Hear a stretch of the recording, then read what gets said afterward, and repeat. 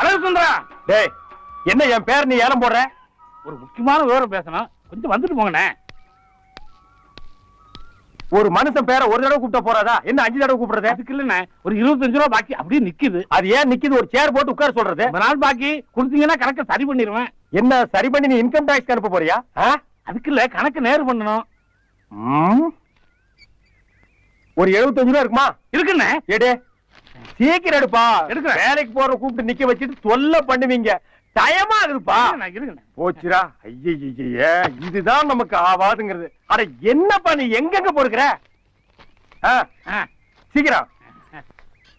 அடச்சே, எவ்வளவு வேலை கெட்டு போச்சு எனக்கு. கோச்சுக்காதீங்க, கோச்சுக்காதீங்க. 75 ரூபா கரெக்டா இருக்கா? இருக்கு. இந்தா 25 ரூபா. ஆமா, அந்த பழைய பாக்கி அடிச்சிரு. சரி வர்றேன். அண்ணா அண்ணா, என்ன இந்த 75? அது புது பாக்கியில எழுதிக்க.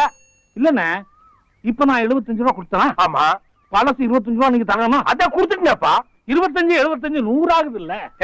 25 75 100ங்கிறது பிறக்க போற பிள்ளை கூட தெரியும். அண்ணே, நமக்குள்ள கணக்கு சரி பண்ணிக்குவோம். பண்ணிக்க. பழைய பாக்கி 25 ரூபா நீங்க தரணுமா? அதான் கொடுத்தாச்சல்ல.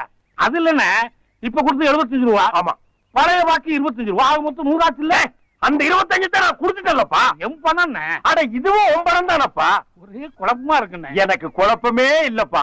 ஒண்ணு செய்யுங்கண்ணே, இந்த 25 ரூபாயை நீங்களே வச்சுக்கோங்க. சந்தோஷம். 100 ரூபாயா உங்க கணக்கெல்லாம் எழுதிக்குவா? எழுதிக்க. இன்னொரு 100 கொடுத்துட்டு 200 எழுதிக்க. இன்னொரு 100 கூட 300 எழுதிக்க. இன்னொரு 200 கொடுத்துட்டு 500 எழுதிக்க. இப்போ ஒரு குழப்பம் இல்லையே. கடை விளங்கிரும். அப்புறம் ஒரு பாக்கெட் சிகரெட் கொடு.